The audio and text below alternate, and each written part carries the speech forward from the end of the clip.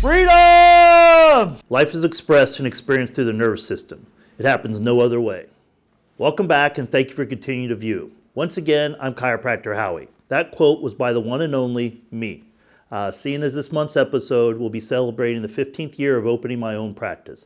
As such, I wanted to share a couple things with my viewers that I feel have gotten me to where I am today.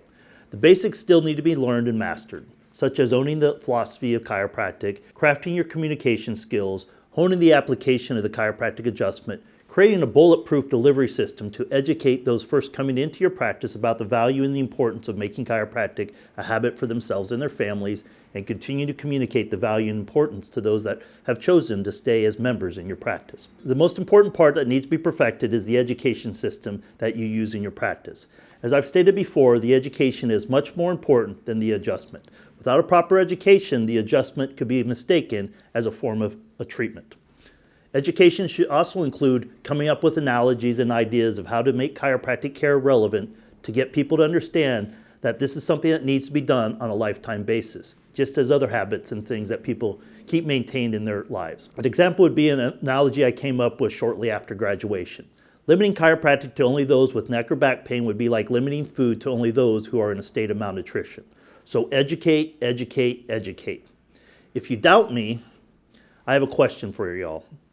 How many of you who are now getting your own spines checked and checking your own family at least once a week were doing that before starting chiropractic school? My guess, very few. So what changed? The education you received on the value and the importance of getting checked on a lifetime basis. So always remember, the education is the most important thing we do as chiropractors. I recently had a call from a potential client. Their daughter was a traveling nurse. She had rolled a certain way and now was having a hard time getting up. I let the woman know that I was out of town for the weekend and would be happy to see her daughter on Monday.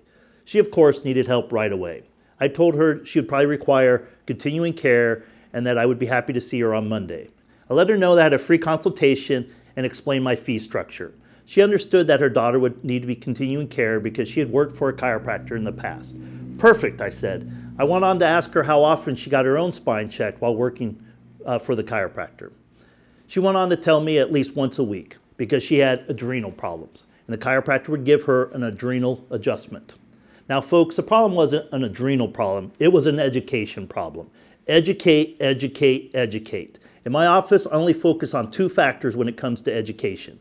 Getting people to understand that chiropractic is about function and that chiropractic needs to be done at least once a week for life. That's not just for the new people coming into my practice. It pertains to everyone. Whatever the client may say, it always comes back to function. Hell, it's the reason I get my own spine checked weekly, so why would I offer anything else? Plus, I think it's essential to get people to understand that chiropractic is about function when it comes to building a sustainable practice. The other factor I feel has got me where I am practice-wise is understanding my top two core values. Many years ago, I had a friend that would go on about his top two core values, and at the time, I really never put much thought into it. But I knew that truth was my top core value. I really never considered what my second core value was until the recent nonsense that's happened over the last few years, and I very quickly realized that freedom was my second core value. I now know it's important to know what your top two core values are because I believe it's one of the factors that has propelled my office over the last few years since all this nonsense started. I also believe that knowing that what my two top core values are has helped me understand how things in my past would have been different. Because if I had known my values at the time, I wouldn't have violated them. And by violating your core values, it sends you into a downward spiral.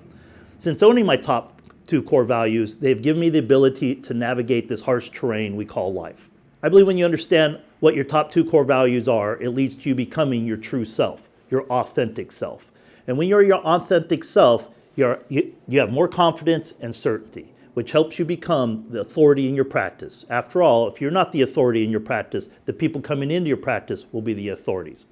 I know when it comes to practice, you have a choice. Imagine if you added these two concepts into your practice. Would that potentially affect your practice life as well as your home life? Consider how your practice would be different if every condition and complaint was redirected as being about function. Instead of treating hundreds of conditions and complaints, you only addressed everything as function because you created a solid education system and you found your authentic self and you built the practice of your dreams, serving people in the same capacity as you do for yourself and your family week after week, year after year, decade after decade.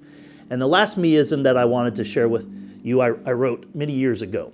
As chiropractors, we do not use chiropractic as a treatment or a therapy for a condition or complaint. We get checked and check our own family at least once a week for vertebral subluxation, for no other reason than that vertebral subluxation are detrimental to the expression of life from the brain to all parts of the body.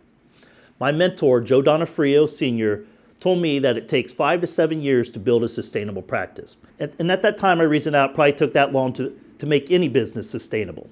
So that's what I set out to do. However, at the time, there really was no one doing this model that wasn't utilizing a box-on-the-wall fee system. So I utilized that fee structure for a few years before I realized that the box was not the fee structure for me. Therefore, I had to come up with a different fee structure, which led me to being one of the pioneers of what is now referred to as the membership style practice. And that was the beginning of the development of the model of practice I've been sharing with you all over the course of these videos. Joe went on to say that it took 15 years to be the envy of the rest of the profession.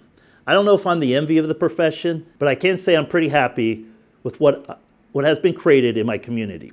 The same is waiting for you as well. So get out there, master the basics, develop your communication skills, find your authentic self, get into your community and communicate the truth of what chiropractic has to offer and how it could change their lives and the community around them. And when you put in the work needed, it will lead to freedom!